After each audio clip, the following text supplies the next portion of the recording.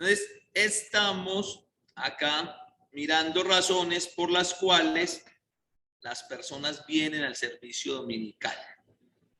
¿Por qué está usted aquí? Entonces, habíamos visto la semana antepasada dos razones: los que vienen a dar gracias y los que vienen a pedir perdón. Pero no son esos las únicas razones o motivos por los que las personas, según el libro de los Salmos, buscan adorar a Dios. También están los que vienen a adorar porque se sienten desanimados. Y esa parte me llamó bastante la atención porque de pronto en esa parte nosotros en la actualidad somos un poquitico diferentes al salmista. Tal vez la reacción nuestra es el contrario. Cuando estamos desanimados, cuando tenemos ciertas situaciones de desánimo, pues nosotros tendemos más bien ¿a qué? A no reunirnos, ¿sí? Pero los salmos nos muestran que esa es una de las razones. Dice: como el ciervo brama por las corrientes de las aguas, así clama por ti, oh Dios, el alma mía. Mi alma tiene sed de Dios, del Dios vivo. ¿Cuándo vendré y me presentaré delante de Dios? Fueron mis lágrimas mi pan de día y de noche, mientras me dicen todos los días: ¿dónde está tu Dios? Si nosotros le pegamos un repaso al Salmo 42 y al Salmo 43, pues vemos que el salmista allí está mostrándonos sus sentimientos. Nos muestra en estos salmos que el autor estaba abrumado. ¿Pero por qué razón estaba abrumado? Son salmos de David y es muy interesante. Vengo desde hace días estudiando la vida de David, la segunda parte de la vida de David. O sea, no el David que fue pastor, no el David que mató a Goliat, sino cuando David huye de la presencia de Saúl, finalizándose primera de Samuel y todo el segundo libro de Samuel. Vengo estudiando esa parte y me parece bien interesante, porque a ver, nosotros tenemos algo, y es que nosotros vemos a los personajes de la Biblia como, los tenemos por allá en un estándar demasiado alto, ¿cierto? El rey David, Salomón, los apóstoles, Pablo, ¿cierto? Pero cuando nosotros nos metemos de lleno a estudiar las escrituras, a mirar la vida de ellos, pues como que la vida de ellos a la larga no era tan diferente a la de nosotros. Vivían las mismas situaciones que nosotros vivimos en la actualidad. Quizás hasta situaciones más extremas que las que nosotros vivimos en la actualidad. Entonces, estos dos salmos nos dejan ver de que el autor se siente abrumado. Y se siente abrumado porque lo primero que siente es que Dios está lejos de él. ¿Cuántas veces nosotros nos hemos sentido así, iglesia? Sentimos que Dios se olvidó de nosotros. Sentimos que Dios está por allá en el tercer cielo, lejísimos de nosotros. Y David se está sintiendo así. Está abatido por el mar de problemas que lo ahogan. Y ahí es donde yo les digo, miren que la vida de ellos es muy parecida a la de nosotros. ¿No tenemos nosotros acaso un mar de problemas? Un mar de situaciones por resolver. Todos tenemos diferentes situaciones por resolver. Pero lo que más abrumaba a David es que se sentía indefenso. Cuando estamos en esa posición, porque dice el texto que leíamos que la gente le decía: ¿dónde está Dios? Y a veces nosotros sentimos eso. Y a veces esos dardos, esos disparos vienen de nuestra propia familia carnal. Venga, ¿y dónde está su Dios? Venga, ¿y usted para qué es que va a esa iglesia? A ver, ¿dónde está ese Jesús que usted sirve? Así se sentía David. Pero aún así, David no dejó de adorar a Dios. Entonces es aquí donde nosotros tenemos que mirar que una motivación más Para yo venir acá es cuando yo me siento desanimado. Ay, hermano, pero ¿cómo voy a ir si estoy como bajoneado, si estoy desanimado? Con mayor razón tengo que ir. Eso es un buen motivo. ¿Por qué razón? Porque es aquí, en comunión unos con otros, en el estudio de la palabra, participando de la cena, como lo decía el hermano también ahorita, donde nosotros vamos a recordar algo muy importante, que Dios no está lejos. Dios está muy, pero muy cerca de cada uno de nosotros. Entonces, esa es otra de las razones por las cuales las personas vienen a reunirse, cuando se sienten desanimados. La otra razón, los que vienen al culto porque se sienten solos. Otro contraste con nosotros. ¿Por qué razón? Porque cuando agarramos y tenemos la depre y nos sentimos solos, y yo tengo una teoría, y es que no hay peor soledad que cuando vos te sentís solo en medio de mucha gente. Porque una cosa es que yo llegue y que yo sepa que en mi casa no hay nadie. Entonces estoy solo porque no hay otras personas, ¿cierto? A veces muchos por sentirse acompañados, entonces prenden la radio o prenden el televisor, ¿sí? Pero cuando estás reunido en medio de mucha gente, eso nos pasa, ojo, que eso nos pasa mucho con nuestras familias. A veces llegamos a nuestras casas y sí está nuestra familia, están nuestros familiares, sin embargo, nos sentimos solos. Nos sentimos como que no hay nadie. Y esa es de las peores soledades, pienso yo, que se pueden tener. Oh Jehová, Dios de mi salvación, día y noche clamo delante de ti. Llegue mi oración a tu presencia. Inclina tu oído a mi clamor.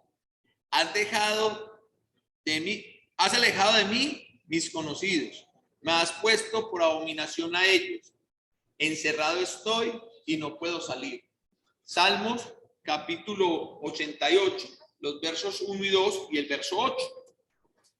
¿Qué tenían? Algunas personas que vienen al servicio sufren de soledad.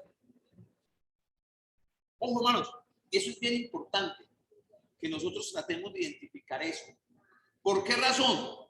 Porque es que la idea con todo esto de entender las diferentes razones de por qué las personas vienen es para que nosotros cumplamos un objetivo. O sea, la persona que viene desanimada, ¿cuál será el objetivo? Que lo podamos ayudar, que lo podamos animar. Las personas que están sufriendo de soledad, hombre, que sientan dentro de la congregación que, bueno, esta fue la otra familia que el Señor me regaló, ¿sí? David en algún momento escribió, no hay quien cuide de mi vida, en el Salmo 142, verso 4. En este punto, vemos unos versos del Salmo 88, un salmo que nos muestra que el autor sufría de soledad, pues sus amigos y familiares lo habían defraudado. ¿Qué tan raro, no? Eso tan exclusivo de los personajes de la Biblia, ¿no? Que nuestros amigos o nuestros familiares nos den la espalda, que nuestros amigos o familiares nos defrauden. Solo para ellos, o cualquier parecido con la realidad es pura coincidencia. ¿Ven? ¿Ven que es tan común, hermanos? ¿Ven que la vida de estos grandes hombres no es tan diferente a la de nosotros? Pero ¿cuántas veces nosotros nos dejamos consumir de esa soledad porque nuestros hijos, nuestra pareja, nuestros padres, nuestros amigos, ese círculo más cercano, nos dio la espalda, nos defraudó?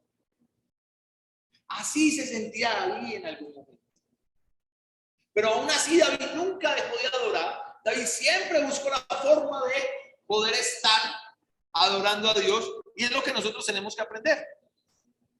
Pocas cosas hay en la vida, hermanos, más dolorosas que la soledad, especialmente esa soledad causada porque nuestros seres queridos nos dan la espalda. ¿Cuántos de nosotros hemos pasado por ahí? Con un familiar, una situación X, donde siempre estuvimos para él, tratamos, hicimos de todo. Y una vez él solucionó eso,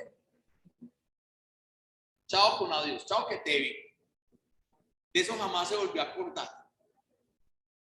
Así se sentía el rey David, pero no así dejó de real. Nuestros cultos deben de proveer una manifestación práctica de la comunión que tenemos en Dios y en Cristo. Por eso les digo, hermanos, nosotros tenemos que entender de que hay diversos motivos. Y como les dije hace 15 días, no podemos irnos a los extremos de esto tiene la solemnidad de un funeral, entonces todos bien puestecitos ahí. No es que uno en los velorios uno no sabe ni qué hacer, no hay que hablar en el velorio. En los velorios aplica eso de calladito se ve más bonito. A ver si llorar o reír. Sí. Y no nos podemos ir al otro extremo de la celebración, porque como les decía hace 15 días, no todas las personas que llegan al culto vienen con las ganas de estar en una fiesta, ni con la tristeza de estar en un velorio. Entonces nosotros necesitamos hacer que la reunión del domingo, que nuestra reunión de iglesia se convierta en un oasis para los diferentes tipos de sed que podemos presentar. ¿Por qué razón? Que sea un oasis para los que quieren venir a dar gracias. Qué bueno. Ellos necesitan ese espacio, ¿para qué? Para poder agradecer a Dios. ¿Cierto? Pero que sea un oasis para aquellos que vienen en busca del perdón. Y cuando la iglesia se convierte en un oasis para los que vienen en busca del perdón, que esa es una de las razones de ser, de existir la iglesia, ser un punto de restauración para aquellos que han equivocado su camino, nosotros debemos de estar allí para ayudar a restaurar esas personas. Pero ¿qué pasa con el que está desanimado? Porque está desanimado porque se está ahogando en un mar de problemas. La iglesia tiene que ser ese oasis para que esa persona pueda calmar su sed y recobrar fuerzas. ¿Y qué con los que vienen porque se sienten solos? Imagínense el siguiente cuadro, una persona que está viviendo ese tipo de soledad en su casa por muchas situaciones y llega al local de reunión a sentirse igual a como estaba sintiendo en su casa. Ahí sí, como dice mi sobrinita, no, tío, pues ¿para qué voy? ¿Sí o no? ¿Tiene lógica o no tiene lógica? Por eso nosotros debemos de estar siempre mirando cómo puedo yo ser ese oasis que le ayude a ese hermano, a esa hermana, a ese visitante a encontrar ese bálsamo, ese descanso en la presencia del Señor. Amén. Y hay algunos que vienen al servicio porque luchan con la amargura. Iba a decir algo, pero ya no lo voy a decir. Los amargos. ¿Sí? ¿Será que puede haber personas que vienen al servicio dominical luchando contra la amargura? Yo creo que sí.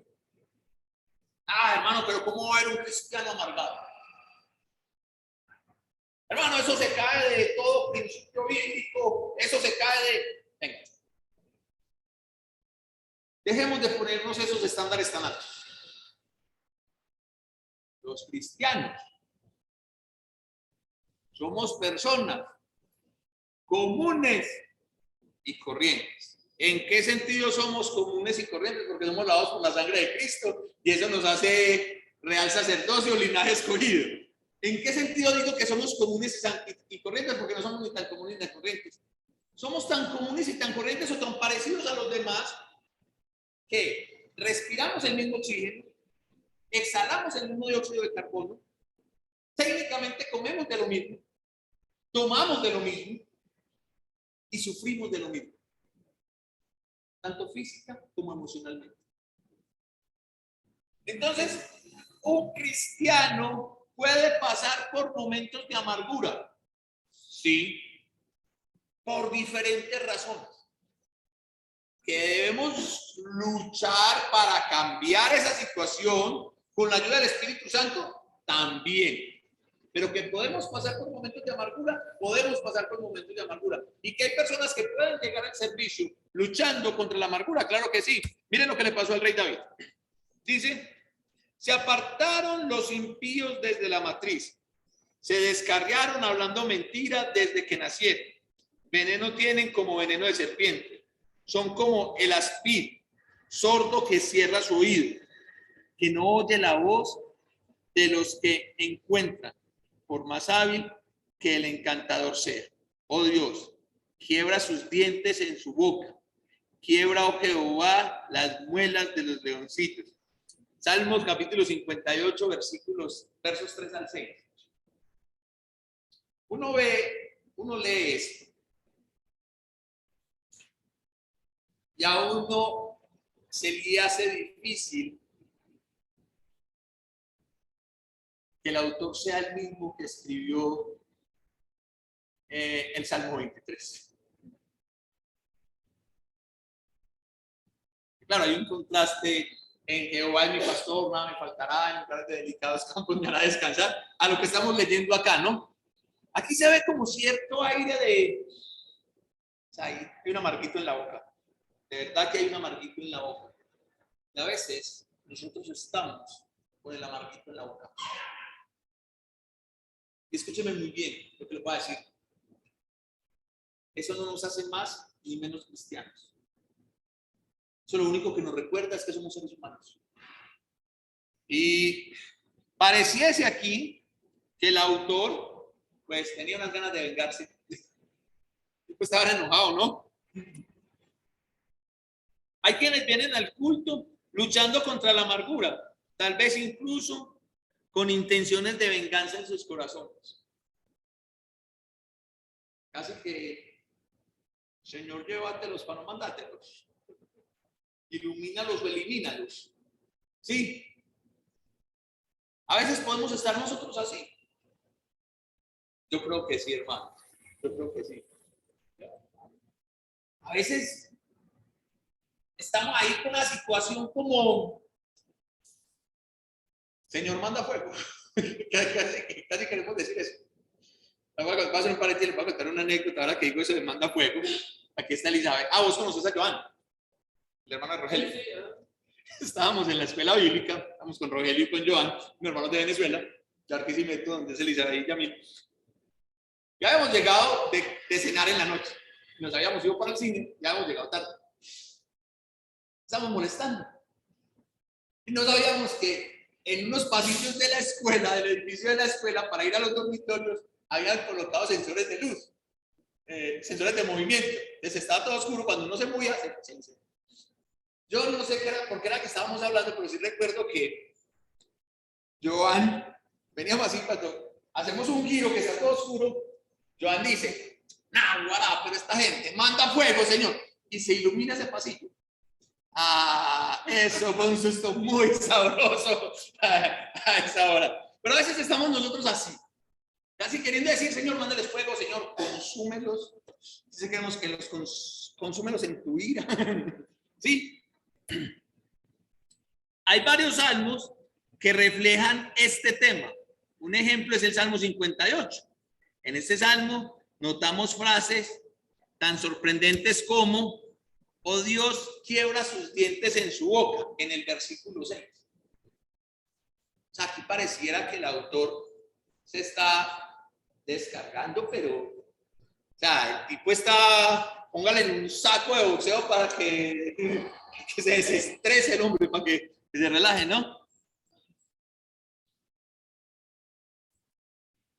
Esto es un poco difícil de entender. Sin embargo, debemos notar que los autores no están queriendo tomar represalias, sino dejando que Dios se vengue. dejándole la venganza a Dios. Hay situaciones, hermanos, y yo sé que todos hemos pasado por ahí.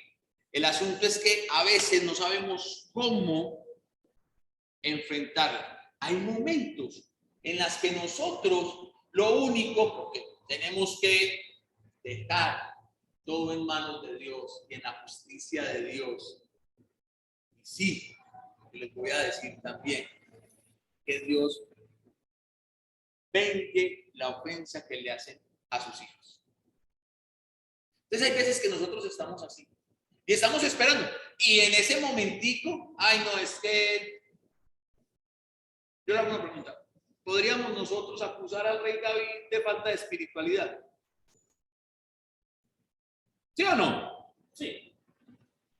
En algunos momentos de su vida, claro que sí, como también nos puede pasar a nosotros. Entonces mire que no está muy lejos de nuestra realidad, ¿sí? Sin embargo, David es el único hombre del que dice la Biblia que era conforme al corazón de Dios y vivió todas las situaciones, emociones que usted y yo podemos vivir.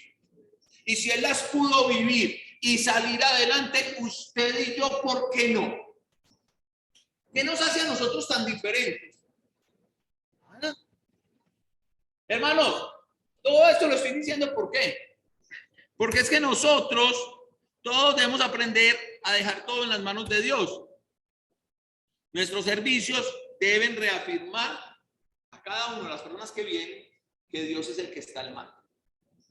Pero hermanos, tenemos que tener mucho cuidado. Hemos visto varias razones por las cuales las personas vienen al culto. Y quizá estoy en un 99.9999999 seguro de que tanto ustedes como yo, en diferentes momentos de nuestra vida, hemos pasado por todas estas situaciones. Y el ánimo es, la invitación es a no dejar de reunirnos solamente porque me estoy sintiendo de esa manera. Hay quienes vienen al culto porque desean dar gracias. En los servicios es chévere estar siempre. Cuando uno dice, tengo tanto por qué darle gracias a Dios. Ahora, si frenas un poquitico, si pones neutro un poquitico y analizas, yo creo que todos los días, todas las semanas, podríamos venir a este lugar a darle gracias a Dios. Porque hay mucho por qué darle gracias a Dios. Sin embargo, hay otros que van a venir, en ocasiones vamos a venir en busca del perdón. Y es ahí donde la iglesia tiene que ser también ese oasis de restauración.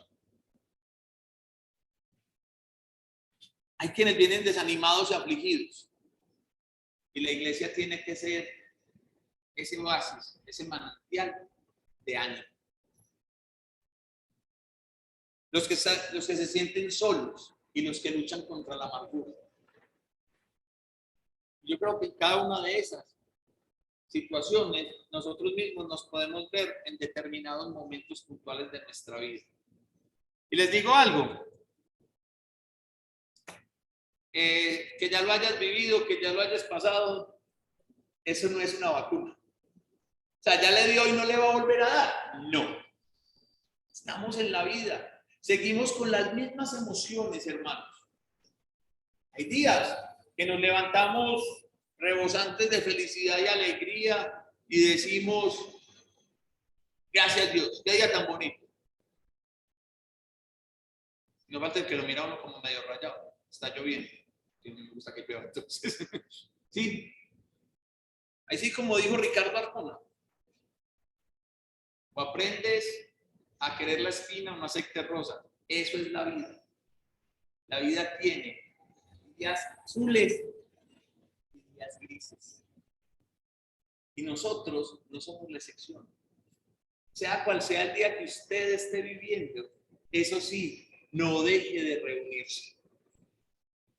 Y nosotros como iglesia debemos recordar que este espacio tiene que ser un oasis donde las personas calmen la sed, donde nosotros, no las personas, donde cada uno de nosotros calme la sed, dependiendo la situación que está viviendo.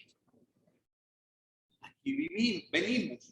El autor de Hebreos, en Hebreos capítulo 10, versículo 25, dice, no dejando de congregarnos como algunos lo tienen por costumbre. Pero no hay que dejarlo allí, hay que seguir leyendo, porque dice, estimulándonos al amor y a las buenas obras. ¿Y cómo es eso de estimularnos al amor y a las buenas obras, mis hermanos? Es eso, es comprender de que así como yo puedo venir un día al servicio porque estoy luchando con la amargura y ese día que quiero que ustedes me entiendan, eso es de aquí para allá como de allá para acá. Yo también tengo que comprender que hay personas que vienen al servicio luchando con la amargura, luchando con la tristeza, luchando con la soledad, luchando con la traición, luchando con el desamor, luchando con todo eso. Por eso, nuestros servicios deben de ser ese oasis, ese manantial en medio del desierto, donde todos nosotros podamos calmar la sed espiritual que cada uno tiene. Judy.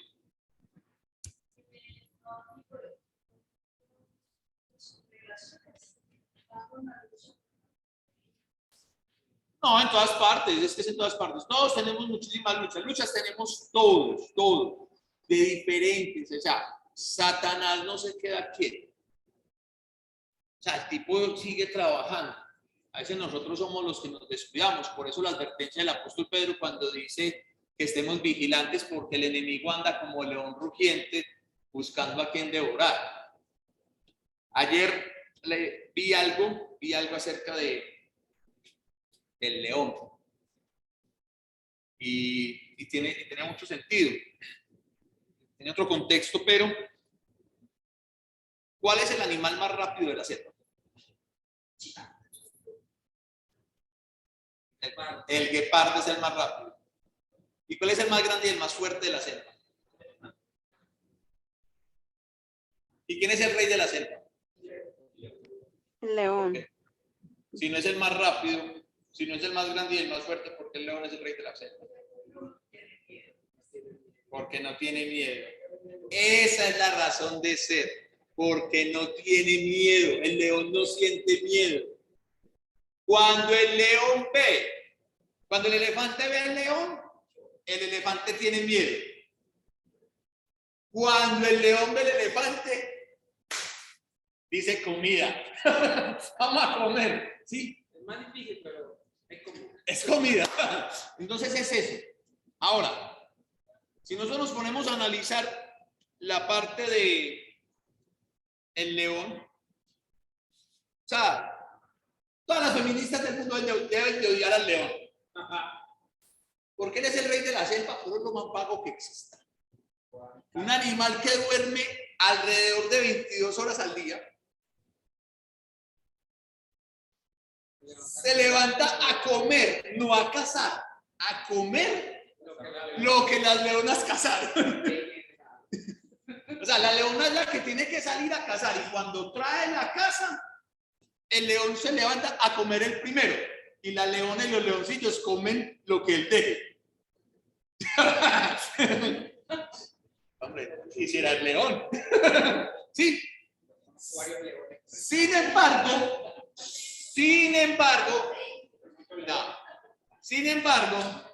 el león tiene una particularidad. Es que él hace respetar su familia.